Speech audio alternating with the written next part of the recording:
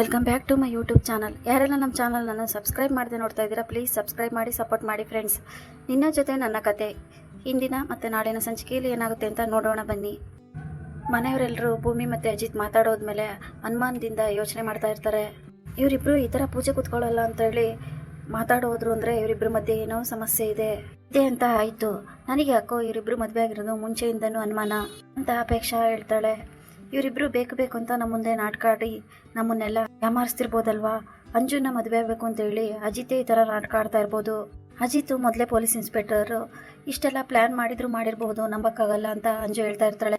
ಅಪೇಕ್ಷಾ ಏನೇನೋ ಮಾತಾಡಬೇಡ, ಸುಮ್ಮನೆ ಇರ್ತೀಯ ನೀನು, ನನ್ನ ಮಗ ಏನು ಅಂತ ನನಗೆ ಗೊತ್ತಿದೆ. ಅವರಿಬ್ರು ನಾಟಕ ಆಡ್ತಾ ಇದ್ರೆ ಇಷ್ಟೆಲ್ಲ ಚೆನ್ನಾಗಿ ಯಾಕಿರ್ತಿದ್ರು.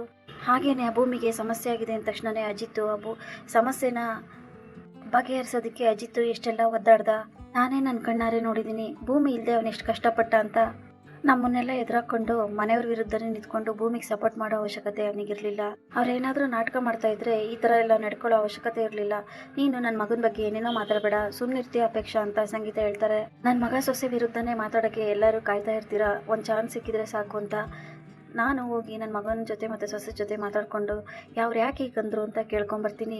ಒಟ್ಟಿನಲ್ಲಿ ಮನೇಲಿ ಸೀತಾರಾಮ ಪೂಜೆ ಆಗಲೇಬೇಕು, ಆ ಪೂಜೆಗೆ ನನ್ನ ಮಗ ಸೊಸೆ ಕೂರ್ಲೇಬೇಕು. ಇಬ್ರು ಕೂತ್ಕೊಂತಾರೆ ಅಂತ ಸಂಗೀತ ಹೇಳಿ ಬರ್ತಾರೆ. ನೋಡೋಣ ಏನಾಗುತ್ತೆ ಅಂತ. ನನಗೆ ಯಾಕೋ ಅವರಿಬ್ರು ಪೂಜೆ ಕೂತ್ಕೊಳ್ಳೋದು ಡೌಟ್ ಅಂತ ಅನಿಸ್ತಾ ಇದೆ ಅಂತ ಅಂಜನಾ ಮತ್ತೆ ಅಪೇಕ್ಷಾ ಮಾತಾಡ್ತಾ ಇರ್ತಾರೆ. ಅಯ್ಯೋ ಸುಮ್ಮನೆ ಇರು ಅಪ್ಪು, ನನಗೂ ಅದೇ ಬೇಕಾಗಿರೋದು. ಅವರಿಬ್ರು ಒಟ್ಟಿಗೆ ಇರೋದನ್ನ ನನ್ನ ಕೈಲಂತೂ ನೋಡೋಕ್ಕಾಗ್ತಾ ಇಲ್ಲ. ಈ ಮನೆ ಬಿಟ್ಟು ತೊಲಗಿದ್ಲು, ಮತ್ತೆ ವಾಪಸ್ ಬರೋ ಹಾಗಾಯ್ತವಳು. ಅಜಿತ್ ಎಲ್ಲದನ್ನು ಸಾಬೀತು ಮಾಡಿ ಕೊನೆಗೂ ಅವಳನ್ನ ಈ ಮನೆ ಕರ್ಕೊಂಬಂದೇ ಬಿಟ್ಟ.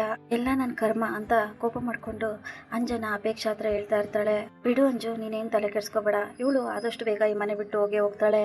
ನನಗೆ ಯಾಕೋ ಇವಳು ಈ ಮನೆಯಲ್ಲಿ ಜೀವನ ಪರ್ಯಂತ ಇರಲ್ಲ ಅಂತ ಅನಿಸ್ತಾ ಇದೆ. ಯಾಕೆ ಅಂತ ನನಗೂ ಗೊತ್ತಾಗ್ತಾ ಇಲ್ಲ ಅಂತ ಅಪೇಕ್ಷಾ ಹೇಳಿದಾಗ, ಹೌದಾ ನನಗೂ ಅಷ್ಟೇ ಪ್ರತಿ ಸರಿನೂ ಹಾಗೆ ಅನ್ಸುತ್ತೆ. ಪ್ರತಿ ಸರಿನೂ ಅಜಿತ್ ಮತ್ತೆ ಭೂಮಿನ ನೋಡ್ಬೇಕಾದ್ರೆ ಇವರಿಬ್ರು ನಿಜವಾಗಿ ಪ್ರೀತಿಸಿ ಮದ್ವೆ ಆಗಿರೋರು ಅಂತ ಅನ್ಸೋದೇ ಇಲ್ಲ. ನಮ್ಮ ಮುಂದೆ ಎಲ್ಲ ನಾಟಕ ಮಾಡ್ತಾ ಇದ್ದಾರೆ ಅಂತ ಅನ್ಸುತ್ತೆ. ಅದೇ ರೀತಿ ಇರ್ತಾರಲ್ವಾ ಅಂತ ಅಂಜನಾ ಹೇಳ್ತಾಳೆ. ಏನಾಗುತ್ತೆ ಅಂತ ನೋಡೋಣ ಇರು ಅಂತ ಅಪೇಕ್ಷಾ ಹೇಳ್ತಾಳೆ. ಈ ಕಡೆ ಸಂಗೀತ, ಏನ್ ನಡೀತಿದೆ ನಿಮ್ಮಿಬ್ರು ಮತ್ತೆ ನಿಜ ಹೇಳಿ, ಯಾಕೆ ಈ ಥರ ಆಡ್ತಾ ಇದ್ದೀರಾ ನೀವಿಬ್ರು? ನಂಗೊಂದು ಅರ್ಥ ಆಗ್ತಾ ಇಲ್ಲ. ನೀವಿಬ್ರು ಈ ಥರ ಮಾಡ್ತಾ ಇದ್ರೆ ನನಗೂ ಮನೆಯವ್ರ ಥರನೇ ಅನುಮಾನ ಶುರುವಾಗಿದೆ. ಆದರೆ ಅವ್ರ ಮುಂದೆ ನಿಮ್ಮನ್ನು ಬಿಟ್ಕೊಡ್ಬಾರ್ದು. ನಾನು ನಿಮ್ಮನ್ನು ಅವ್ರ ಮುಂದೆನೇ ಬಿಟ್ಕೊಟ್ರೆ ಅವರು ಇನ್ನೂ ಜಾಸ್ತಿ ನಿಮಗೆ ಚುಚ್ಚಿ ಮಾತಾಡ್ತಾರೆ ಅಂತ ನಾನು ಈ ಥರ ಸಪೋರ್ಟ್ ಮಾಡಿಕೊಂಡು ಮಾತಾಡ್ತಾ ಇದ್ದೀನಿ. ಆದರೆ ನನಗೆ ನಿಜ ಸತ್ಯ ಗೊತ್ತಾಗಬೇಕು. ಅಜಿತ್ ಭೂಮಿ, ನಿಮ್ಮಿಬ್ರು ಮಧ್ಯೆ ಏನು ನಡೀತಾ ಇದೆ? ನೀವಿಬ್ರು ಜಗಳ ಮಾಡ್ಕೊಂಡಿದ್ದೀರೋ ಅಥವಾ ಈ ಮನೆಯವರು ಹೇಳೋ ಥರ ನಿಮ್ಮ ಮದುವೆನೇ ಸುಳ್ಳು ಅಂತ ಸಂಗೀತ ಕೇಳಿದ ತಕ್ಷಣ ಭೂಮಿ ಮತ್ತೆ ಅಜಿತ್ಗೆ ಶಾಕ್ ಆಗುತ್ತೆ. ಅತ್ತೆ ನೀವು ಏನು ಹೇಳ್ತಾ ಇದ್ದೀರತ್ತೆ, ನೀವು ಈ ಥರ ಪ್ರಶ್ನೆ ಕೇಳ್ತಿದ್ದೀರಂತ ಭೂಮಿ ಕೇಳ್ತಾಳೆ. ಹೌದು, ನಾನೇ ಕೇಳ್ತಾ ಇರೋದು. ಇದಕ್ಕಿದಂಗೆ ಪೂಜೆ ಕೂರಲ್ಲ ಅಂತ ಹೇಳಿ ಪೂಜೆ ಕೂರ್ರಿ ಅಂದ ತಕ್ಷಣ ಗಾಬರಿ ಆಗೋದು ನೋಡಿದ್ರೆ ನನಗೂ ಕೂಡ ಮನೆಯವ್ರ ಥರನೇ ಅನುಮಾನ ಬರ್ತಿದೆ. ಏನಾಗ್ತಿದೆ ಸತ್ಯ, ನೀನಾದರೂ ಹೇಳೋ ಅಂದ ತಕ್ಷಣ ಸತ್ಯಣ್ಣ, ಹೌದು ಇವರಿಬ್ಬರು ಮದುವೆ ಆಗಿರೋದೇ ಸುಳ್ಳು, ನಾಟಕ ಮಾಡ್ತಿದ್ದಾರೆ ಅಂತ ಸತ್ಯಣ್ಣ ಹೇಳಿದಾಗ ಎಲ್ಲರಿಗೂ ಶಾಕ್ ಆಗುತ್ತೆ. ಏನು ಮಾತಾಡ್ತಿದ್ದೀರಾ ನೀವು? ಮದುವೆನೇ ನಾಟಕ ಅಂದರೆ ಏನರ್ಥ? ಇವರಿಬ್ರು ನಿಜವಾಗ್ಲೂ ಮದುವೆ ಆಗಿಲ್ವಾ? ನಿಜ ಹೇಳು ಸತ್ಯ, ಏನು ಮಾತಾಡ್ತಾ ಇದೀಯ ನೀನು ಅಂತ ಸಂಗೀತ ಕೇಳ್ತಾರೆ. ಸಂಗೀತಮ್ಮ, ಈಗಂದ್ರೆ ಏನರ್ಥ? ಮನೆಯವರೆಲ್ಲ ಇವ್ರ ಮೇಲೆ ಅನುಮಾನ ಪಡ್ತಾ ಇದ್ದಾರೆ. ನೀವು ಕೂಡ ಮಗ ಸೊಸೆ ಮೇಲೆ ಅನುಮಾನ ಪಟ್ರೆ ಹೇಗೆ? ಅಜಿತ್ ಮತ್ತೆ ಭೂಮಿ ನಾಟಕ ಮಾಡೋ ಥರ ಅನ್ನಿಸ್ತಾ ಇದ್ದಾರಾ? ಅದೇನೇ ಇಲ್ಲ, ಅವರಿಬ್ರು ಪೂಜೆ ಕೂತ್ಕೊಂತಾರೆ. ಅವ್ರು ಯಾಕೆ ಪೂಜೆ ಕೂತ್ಕೊಳ್ಳಲ್ಲ ಅಂದ್ರು ಅಂದ್ರೆ ಈಗ ತಾನೇ ಇಷ್ಟೆಲ್ಲ ಆಗಿದೆ. ನಾವು ಮತ್ತೆ ಪೂಜೆ ಕೂತ್ಕೊಂಡ್ರೆ ಮನೆಯವ್ರ ಮನಸ್ಸಿಗೆಲ್ಲ ನೋವಾಗ್ಬೋದು, ಅಜ್ಜಿ ಮತ್ತೆ ಬೇಜಾರು ಮಾಡ್ಕೋಬಹುದು ಅಂತ ಯೋಚನೆ ಮಾಡಿ ಅದಕ್ಕೆ ಈ ಥರ ಮಾತಾಡಿದ್ದಾರೆ. ಅಷ್ಟಕ್ಕೂ ಅವರಿಬ್ರು ಮಾತಾಡ್ಕೊಂಡು ಅವ್ರ ನಿರ್ಧಾರನ ಆಮೇಲೆ ಹೇಳ್ತಾ ಇದ್ರು. ಮನೆಯವ್ರನ್ನ ಮಾತು ಕೇಳಿಸ್ಕೊಂಡು ನೀವು ದುಡುಕಿ ಏನೇನೋ ಹೇಳ್ತಾ ಇದ್ದೀರಾ ಅಷ್ಟೇ ಅಂತ ಸತ್ಯಣ್ಣ ಹೇಳ್ತಾರೆ. ಅಷ್ಟಕ್ಕೂ ನೀವೇನು ಚಿಂತೆ ಮಾಡಬೇಡಿ.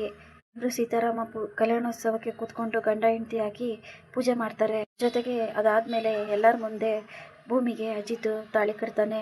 ಆಮೇಲೆ ನೀವೆಲ್ಲರೂ ಆಶೀರ್ವಾದ ಮಾಡ್ತೀರಾ, ಇದಕ್ಕೆ ನಾನು ಜವಾಬ್ದಾರಿ ಅಂತ ಸತ್ಯಣ್ಣ ಹೇಳಿದಾಗ ಅಜಿತ್ ಮತ್ತೆ ಭೂಮಿ ಇಬ್ರು ಗಾಬರಿ ಆಗ್ತಾರೆ. ಸತ್ಯಣ್ಣ, ಏನು ಮಾತಾಡ್ತಾ ಇದ್ದೀರಾ ಸತ್ಯಣ್ಣ ನೀವು ಅಂತ ಭೂಮಿ ಕೇಳಿದಾಗ, ಅಯ್ಯೋ ಇರು ಭೂಮಿ, ನಾನು ನಿನ್ನ ಅಣ್ಣನ ಸ್ಥಾನದಲ್ಲಿ ನಿಂತ್ಕೊಂಡು ಹೇಳ್ತಾ ಇದ್ದೀನಿ. ಸಂಗೀತಮ್ಮಂಗೆ ಯಾವುದೇ ರೀತಿ ಅನುಮಾನ ಬರಬಾರ್ದಲ್ವಾ? ಸಂಗೀತಮ್ಮ, ನೀವು ಯಾವುದಕ್ಕೂ ಭಯಪಡಬೇಡಿ, ಹೋಗಿ ಮನೆಯವರೆಲ್ರಿಗೂ ಹೇಳ್ರಿ ಅಜಿತ್ ಮತ್ತೆ ಭೂಮಿ ಪೂಜೆ ಕೂತ್ಕೊಂತಾರೆ ಅಂತ. ಪೂಜೆಗೆ ಏನು ಬೇಕೋ ಅದನ್ನೆಲ್ಲ ತಯಾರಿ ಮಾಡ್ಕೊಳ್ಳಿ ಅಂತ ಸತ್ಯಣ್ಣ ಹೇಳ್ತಾರೆ. ಈ ಸತ್ಯಣ್ಣ, ಏನು ಮಾಡ್ಬಿಟ್ರಿ ನೀವು? ಅಲ್ಲ, ಹೋಗಿ ತಾಳಿ ಕಟ್ತೀವಿ ಅಂತ ಹೇಳ್ಬಿಟ್ರಲ್ಲ, ಮತ್ತೆ ನಾವು ಇನ್ನೊಂದ್ಸರಿ ಮದುವೆ ಆಗಕ್ಕಾಗತ್ತಾ? ಯಾಕೆ ಈ ಥರ ಮಾತಾಡಿದ್ರಿ ಸತ್ಯಣ್ಣ ಅಂತ ಅಜಿತ್ ಹೇಳಿದಾಗ, ಅಲ್ಲಪ್ಪ, ತಾಳಿ ಕಟ್ಟಿರೋದು ನೀನೇ ಅಲ್ವಾ? ನಿಮ್ಮಿಬ್ರು ಮಧ್ಯೆ 1 ವರ್ಷದ ಒಪ್ಪಂದ ಆಗಿದ್ರು ಕೂಡ ಒಪ್ಪಂದದ ಮದುವೆಯಲ್ಲಿ ನೀನೇ ಭೂಮಿ ಕೊರಳಿಗೆ ತಾಳಿನ ಹಾಕಿದ್ಯಾ.